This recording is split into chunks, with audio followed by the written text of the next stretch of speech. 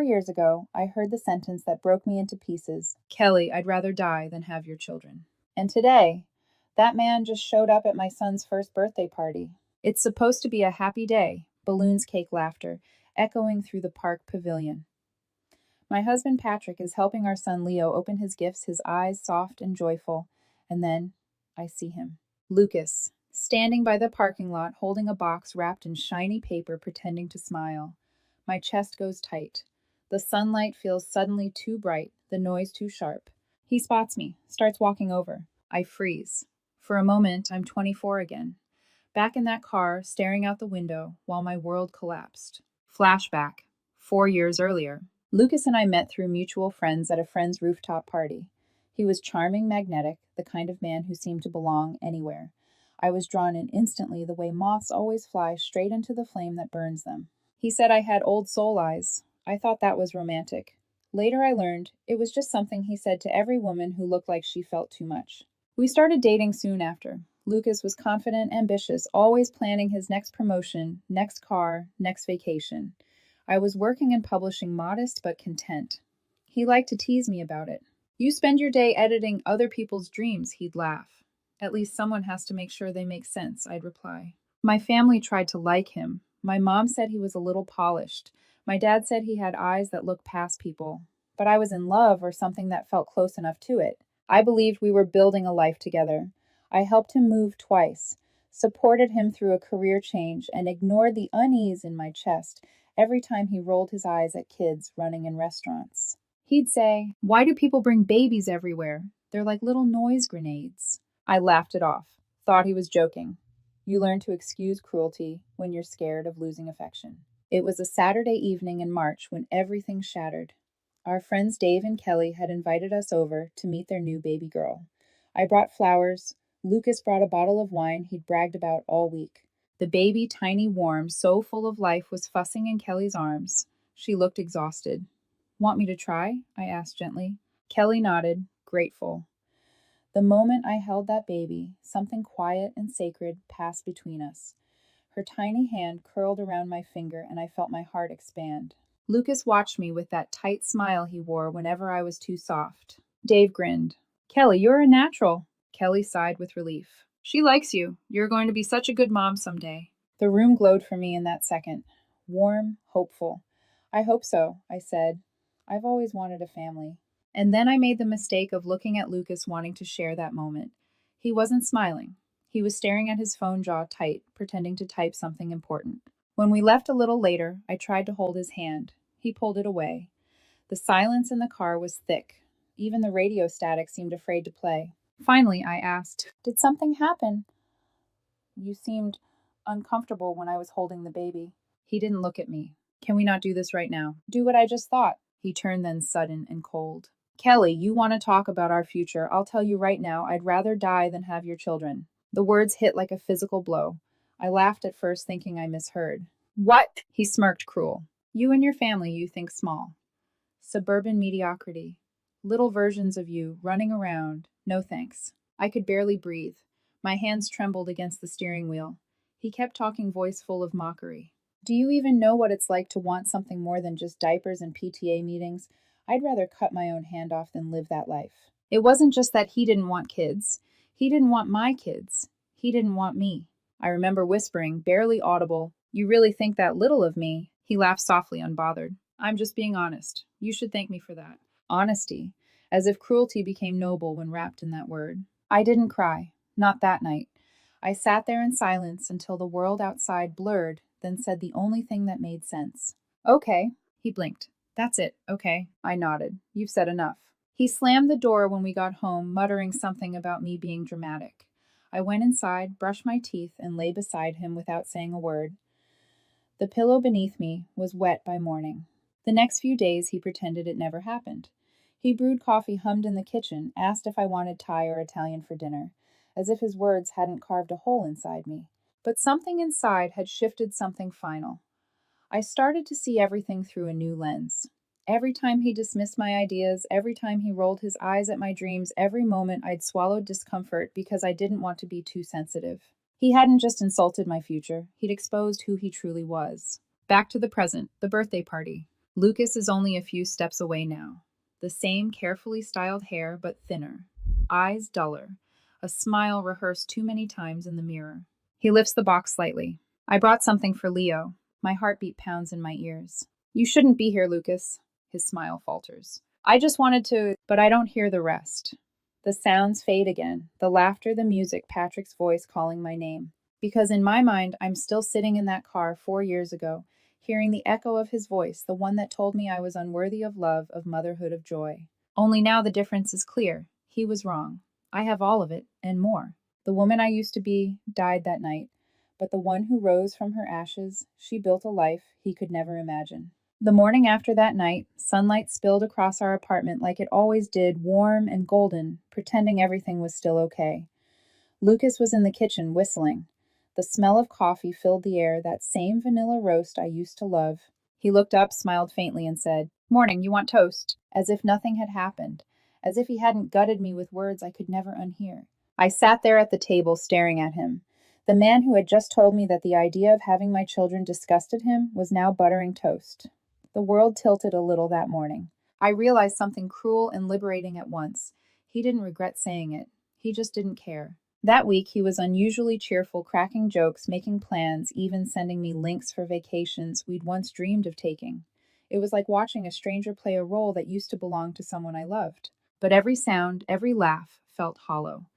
The silence after his voice was louder than any argument. I went to work, but the words on the page blurred. I'd edit entire paragraphs and not remember a single sentence. My coworkers noticed. My boss asked if I was sick. I wasn't sick, I was disappearing. At night, I'd lie awake beside him, staring at the ceiling, replaying every moment of our relationship like a crime scene. The little things I'd once thought were quirks now looked like warning signs. How he'd always corrected me in public. How he'd joke about my sentimental little dreams. How he'd sigh when I talked about my family. And yet I'd loved him. I'd believed I was lucky to have someone driven. It took me years to realize being loved by someone who looks down on you is just another way of being alone. One Thursday evening, Lucas went out for drinks with his coworkers. He didn't notice the packed suitcase in the corner. I spent that night folding what little dignity I had left into a single bag. I took my clothes, my old journals, my grandmother's ring. Everything else, the furniture, the art, the dishes could stay. They belonged to a version of me I no longer wanted. Before I left, I placed a note on the kitchen counter. It said only, "I hope you find what you're chasing." I locked the door behind me. My hands were shaking so hard I almost dropped the keys. When the elevator doors closed, I let myself cry for the first time. Quietly. No screaming, no dramatic sobs, just the sound of something fragile snapping in half. The next few months were strange. Silence, then noise, then silence again. Lucas called from different numbers, left voicemails. "We should talk. You're overreacting. I didn't mean it like that." I didn't answer any of them. I'd already heard everything that mattered. Mutual friends asked what happened. I said simply, "We wanted different things." That was true. I wanted a future built on love. He wanted a mirror that never showed him his flaws. Loneliness has a particular sound. It's the hum of your own breathing in a quiet apartment. The echo of your footsteps when no one answers your "I'm home." But it's also where healing begins. I started going to therapy. At first, I hated it. I hated talking about him, hated remembering how small I'd become. But every week, my therapist, a gentle woman named Dr. Patel, helped me peel back another layer of pain. One day she asked, "Do you think he broke you, or do you think he revealed where you were already cracked?" That question sat with me for weeks. Because she was right, Lucas hadn't created my insecurities. He'd only found them and used them as mirrors. I began rebuilding, slowly, deliberately. I started jogging at dawn, the hour when the city still slept and the world belonged only to the stubborn and the lost. I bought myself flowers every Friday. I reconnected with friends I'd pushed away during the Lucas years. One night, I went to an open mic with my best friend Mia. She dragged me out of the house, claiming I needed noise therapy. Halfway through the event, I found myself smiling. The laughter around me felt real for the first time in months. When I got home that night, I played my old acoustic guitar, the one Lucas used to mock. My fingers were rusty, but the sound was soft and steady like breathing again after being underwater too long. 8 months passed. Then, on a quiet Sunday afternoon, everything changed again. I was in a small bookstore downtown browsing the philosophy section, something I hadn't done in years. My hand hovered over a copy of Beyond Good and Evil when a voice behind me said, "Be careful." That book made me want to throw it out the window. I turned. A man stood there, messy hair, gentle smile eyes that looked curious instead of calculating. "You've read it?" I asked. "Tried to, failed gloriously." I laughed, and it surprised me how natural it felt. We talked for almost 2 hours about books, travel, childhood, everything. His name was Patrick. He was a civil engineer who built community centers and bridges for a living, literally making connections. When I told him I worked in publishing, he said, "So you make the world sound better, and I just make sure it doesn't collapse." He wasn't trying to impress me, he was trying to know me. And for the first time, that was enough. That night, I sat by my window holding a cup of tea, thinking about him. I realized something simple, something I wish I'd known years earlier. Love isn't supposed to make you feel like you're walking on eggshells. It's supposed to make you feel like coming home. I didn't know it then, but meeting Patrick wasn't an accident. It was the universe's quiet way of saying, "Now that you've learned what love isn't, let me show you what it could be." Love didn't rush back into my life. It tiptoed. Patrick and I started as friends. There was no spark that burned too bright, no dizzying chaos like with Lucas. Just peace. And that I realized was rarer than passion. He texted occasionally, book recommendations, random jokes, photos of bridges he'd designed. It was easy natural. A month later, he asked if I wanted to grab coffee. He showed up 5 minutes early with 2 drinks in hand. I didn't know what you liked, so I guessed. Vanilla latte, right? How did you... You look like someone who finds comfort in the familiar. That line stayed with me for weeks. Not because it was romantic, but because it was true. We saw each other more after that. Farmers markets, art exhibits, long walks through the city. He'd tell me about growing up with 3 brothers. I'd tell him about being an only child with too many books and a mother who collected seashells. He listened, really listened. The first time I told him about Lucas, not in detail. Just the broad strokes, he didn't interrupt, didn't try to fix it. He just said quietly, "I'm sorry he made you question your worth." No grand gestures, no promises, just empathy. It was strange how healing could sound like silence instead of speeches. One rainy afternoon, we ended up stuck inside a small diner during a thunderstorm. Patrick stirred his coffee, watching lightning flash through the windows. "You ever think about the future?" he asked. I laughed softly. "After the last few years, not really. I'm kind of figuring out who I am again." He smiled. "Good. That means you're not rushing. The right things don't need chasing." Then quietly, almost like an afterthought, "For what it's worth, I think you'd make an incredible mom someday." The world seemed to go still. My breath caught. The last time someone had talked about me being a mother, it ended with cruelty. This time the words felt like sunlight after a storm. I didn't respond right away, just looked at him. He didn't flinch, didn't retract what he said. He just smiled, gentle and patient, letting me sit with it. That was the moment something inside me began to thaw. Months passed. What started as casual companionship turned into something deeper, an affection that grew in the quiet, in the small details. Patrick always remembered the things I never said twice. He'd text, "Remember to eat before editing marathons," or show up with chamomile tea when I was overwhelmed. He wasn't the kind of man who swept you off your feet. He was the kind who made sure you landed safely. And maybe that's what I'd needed all along. One weekend, he invited me to help babysit his niece and nephew, 2 tiny whirlwinds named Max and Sophie. We spent the afternoon building pillow forts and eating ice cream straight from the tub. At one point, Max fell asleep in my lap, and I caught Patrick watching me. Not with amusement, but with something softer, deeper. "You're really good with them," he said quietly. I smiled, brushing Max's hair off his forehead. "Kids are honest. You can't fake love with them." Patrick nodded. "That's what I like about you. You don't fake anything." That night, as we cleaned up the mountain of toys, he turned to me suddenly. I think love is a bit like parenting.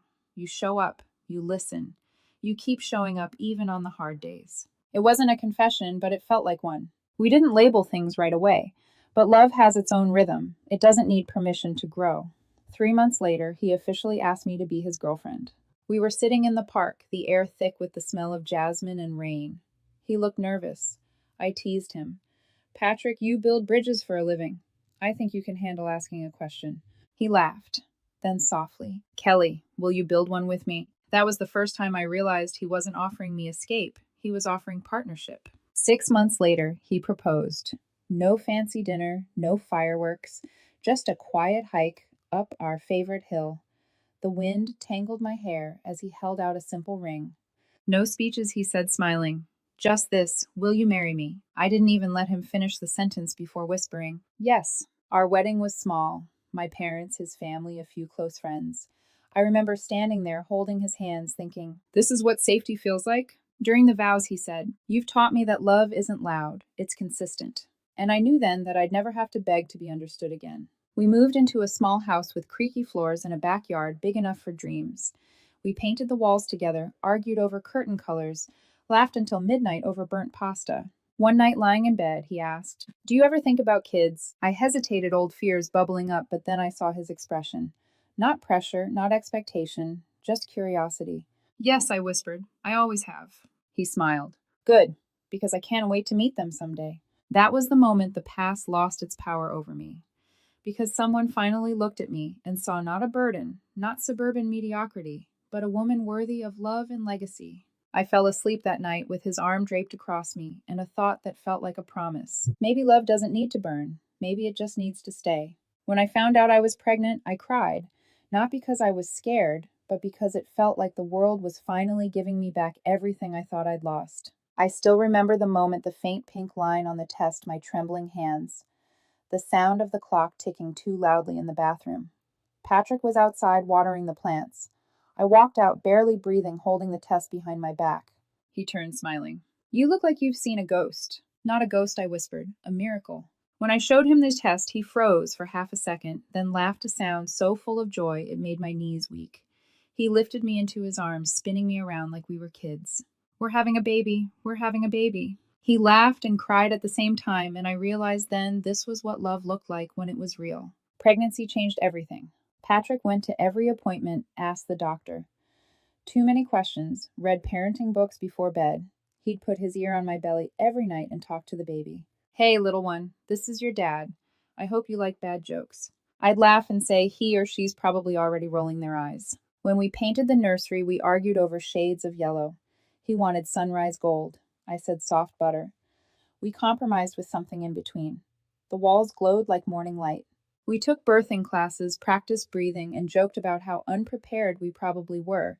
But underneath it all was a kind of peace, a shared certainty that whatever came next, we'd face it together. When our son was born, I thought I understood love. But then I saw him tiny, red-faced, crying, like his lungs were too small to hold all that life, and my heart cracked open wider than I knew it could. Patrick cut the cord, tears streaming down his face. He's perfect, he whispered. He's perfect, Kelly.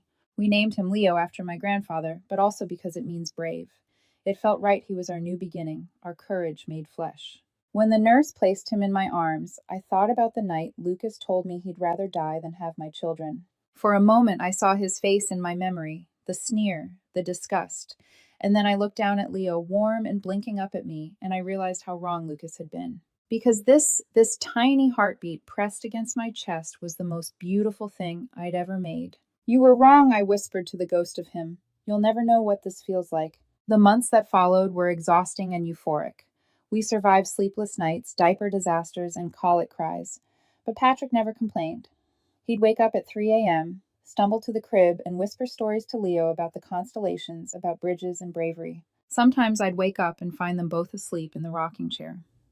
Patrick's head tilted back, Leo's tiny hand resting on his chest. Those were the moments I wished I could freeze forever. One afternoon, when Leo was 6 months old, I got a message request on Facebook. The name made my heart stop. Lucas Matthews. I hadn't seen it in years. I thought he'd disappeared from my world for good.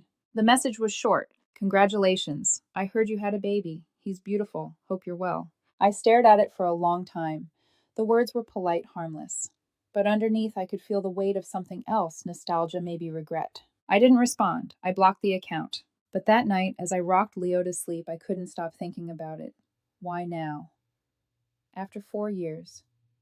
After all the silence. It wasn't guilt that rose in me. It was pity. For someone who only realized the value of love after it was gone. A few weeks later, my friend Mia called. You'll never guess who I ran into, she said.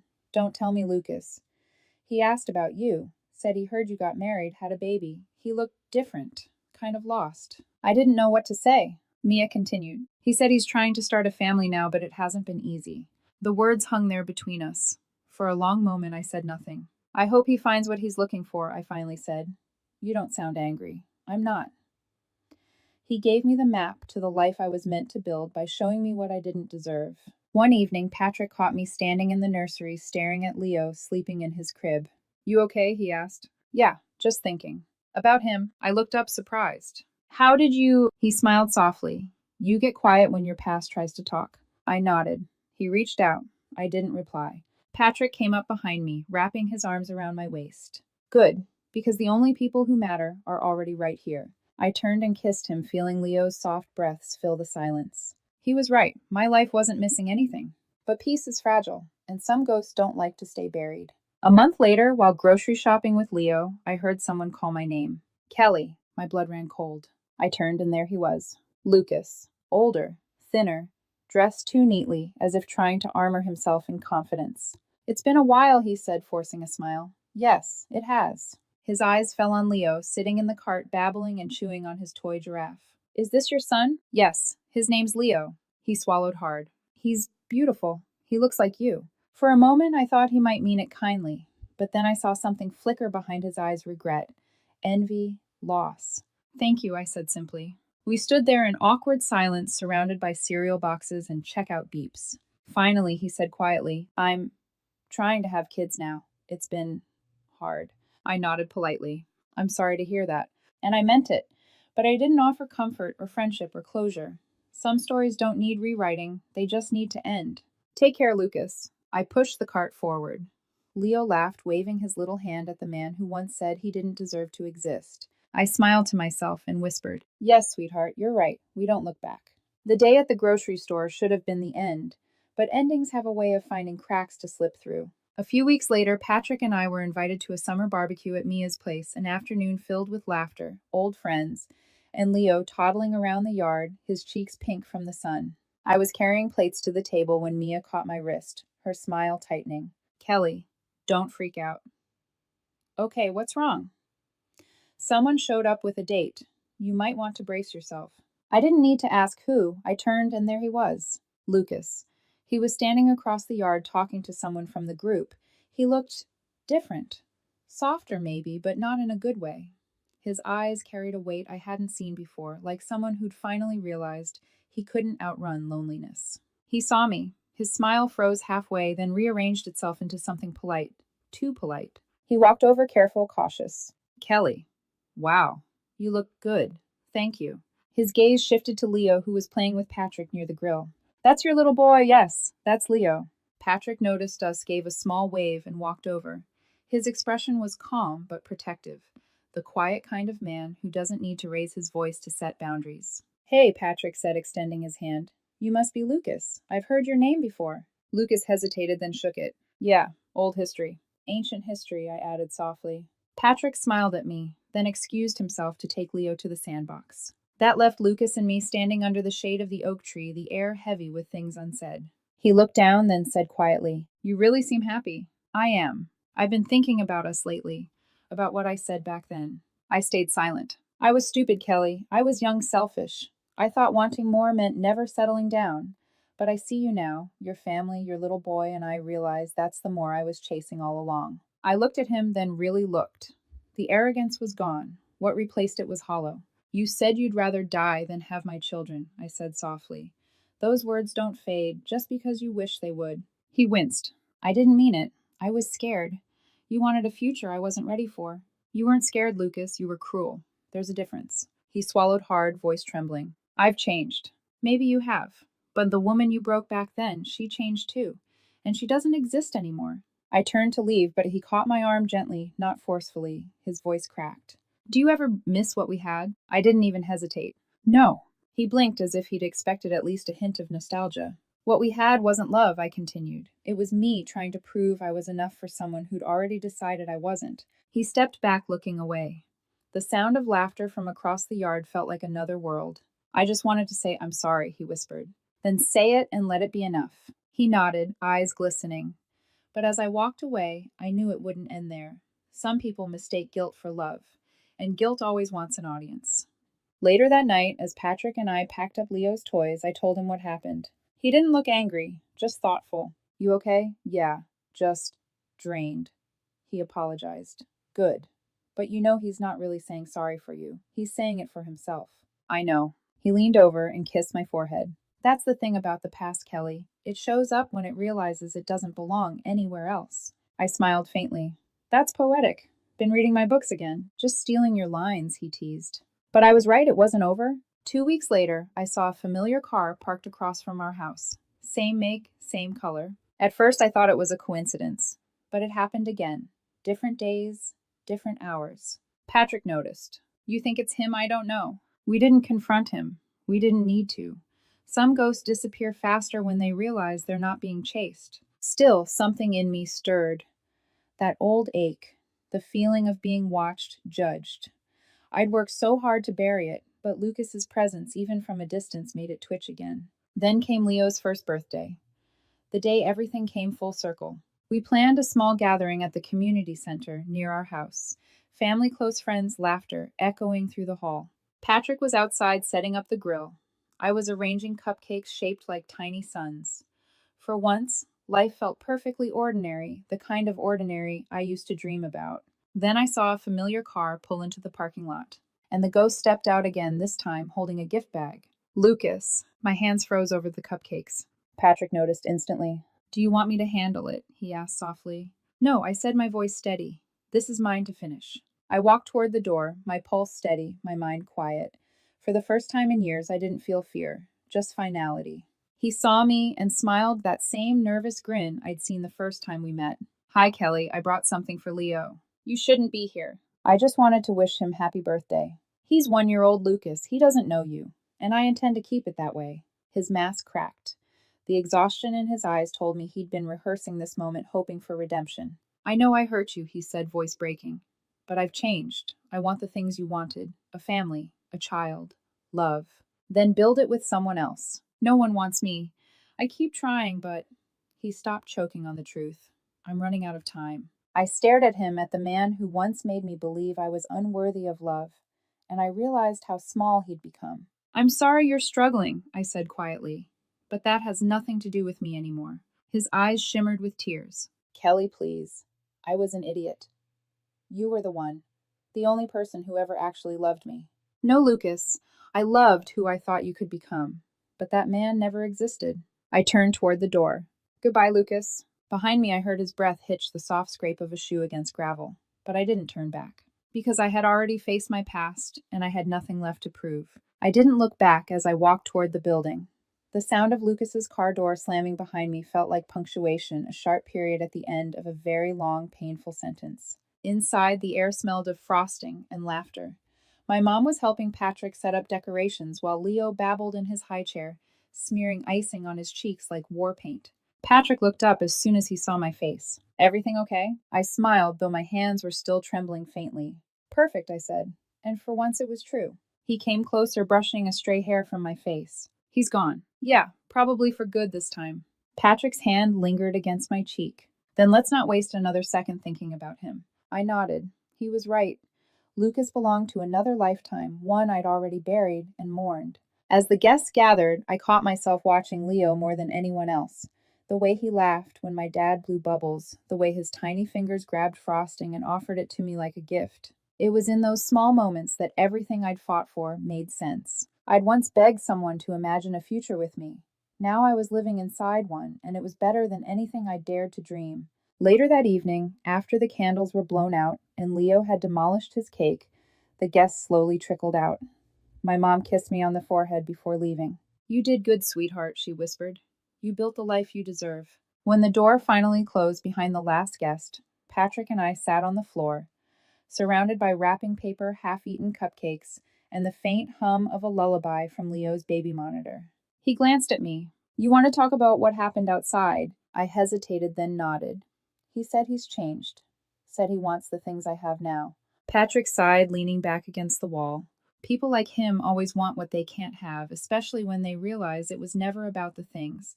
It was about the heart behind them. He said he's running out of time. Patrick looked at me, his eyes soft but steady. Maybe he is, but that's not your burden to carry. I smiled faintly, my throat tight. I know. We cleaned up in silence, the kind that feels warm rather than awkward. Every few minutes, Patrick would hum some silly tune and I'd laugh. The kind of laugh that comes easily when you're with someone who makes you feel safe. When the last dish was washed and the lights dimmed, I peeked into Leo's room. He was fast asleep, one hand clutching the little stuffed lion Patrick had bought the day he was born. I brushed a kiss on his forehead. Sleep well, my brave boy. Behind me, Patrick leaned against the doorway, smiling. You okay? Better than okay. He stepped closer, wrapping his arms around me. You know, he whispered, watching you handle him today. It reminded me how strong you are. I smiled. I'm not strong, Patrick. I just got tired of breaking. He kissed the top of my head. That's what strength is, Kelly. We walked back to the living room. The leftover cake sat on the table, candles half melted. I picked up one of the smaller ones and relit it, watching the flame flicker gently in the dark. You know what I was thinking earlier, I said. That maybe we should give Leo a little brother or sister someday. Patrick blinked, surprised, then grinned. Really? Really? He pulled me close, his laughter low against my neck. Well, I happen to love that idea. I laughed too, the kind of laughter that feels like sunlight. Much later that night, when the house was quiet and the world outside felt far away, I thought about Lucas one last time. Somewhere he was probably lying awake, replaying all the moments he couldn't fix, the ones that turned to dust, the moment he realized what he'd lost. I didn't hate him anymore. I didn't even pity him. Because the truth was simple, he'd already served his purpose in my story. He was the lesson that led me here. I looked around our little home. The toys on the floor, the framed photos on the wall, the soft hum of the baby monitor, and realized that everything I'd ever wanted had quietly become my reality. Not through revenge, not through luck, but through choosing myself one day at a time. I reached for Patrick's hand under the blanket. He murmured sleepily, "What's on your mind?" Nothing, I whispered, just gratitude. He smiled without opening his eyes. Good, keep it that way. I closed mine, letting the quiet settle around us like a promise. Some wounds don't heal because they disappear. They heal because you stop touching them. And as the night wrapped around us, I finally understood the best revenge is